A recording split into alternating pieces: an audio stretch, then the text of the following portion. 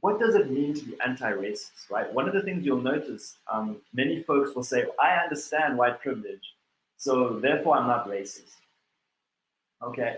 Or, I'm woke, I'm an ally, right? What I'm gonna talk through now is what does it mean to be anti-racist? So I'm gonna start off by saying that if you think you're woke, you're probably not, okay? If you think an ally is a badge that you wear and not an action that you take, this section of the session is going to apply to you. Okay. So what does it mean to be anti-racist? Okay. And what we've done is really break it up into three buckets.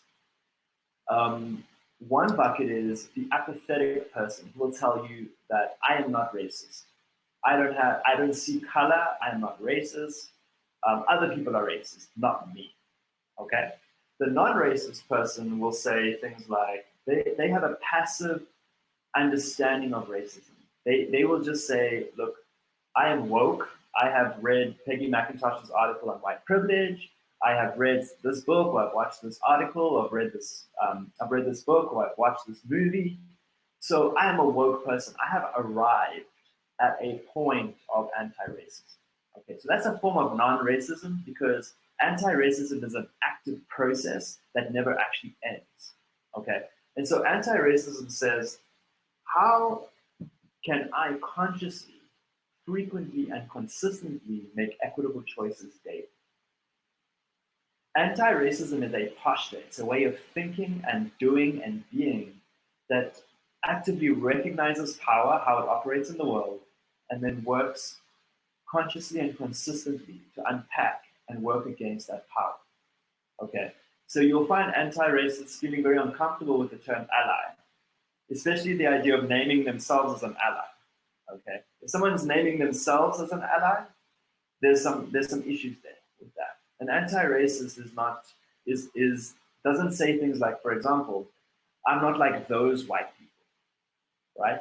That's a non-racist. I'm not like those white people. I didn't vote for such and such. I didn't do such and such, right?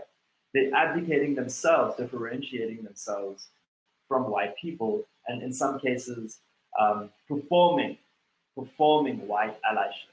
Okay, we're gonna unpack what all that means in a moment. So there's these three groups that I really, really want to bring into the conversation, right? One, apathetic. I am not racist. Two, non-racist. I'm woke. I don't have to do any more work. Anti-racism. What work do I need to do? What work do I need to be doing? And those are the three distinctions that I want to make, and we're going to unpack those together. Okay, so how do we analyze racism? Here's a tool that you can use, and it's an LIPS, language, institutions, policies, and symbols. Okay, when we think about language, we need to think about the ways in which words describe power distribution. So when somebody says African American versus American, there's a question of belonging, there's a question of identity that's embedded in that conversation. And language has a way of othering people and distributing power. Okay. We think about the word looting versus peaceful protesting. There's a completely different language connotation there. Okay, we'll talk a bit more about that later. Institutions are a way of organizing or disorganizing social patterns of behavior. For example, the police force versus the police service. All right, there's a very different way of thinking when you're a service as opposed to a force. Okay. Policies are any course of action procedure by an individual or group with the power to determine actions, decisions, and priorities that affect others. A lack of policy, ladies and gentlemen, is itself a policy. Okay, so we have to think about resource distribution here.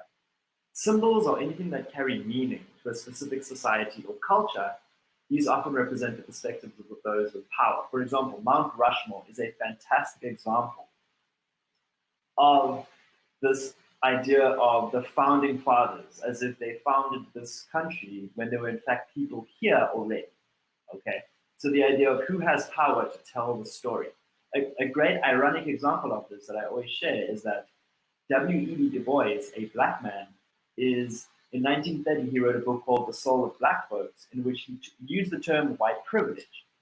However, Peggy McIntosh, a white woman, is credited with the term white privilege. And that is the most ironic form of white privilege they could ever be. these are the ways in which the language, institutions, policies, and symbols combine.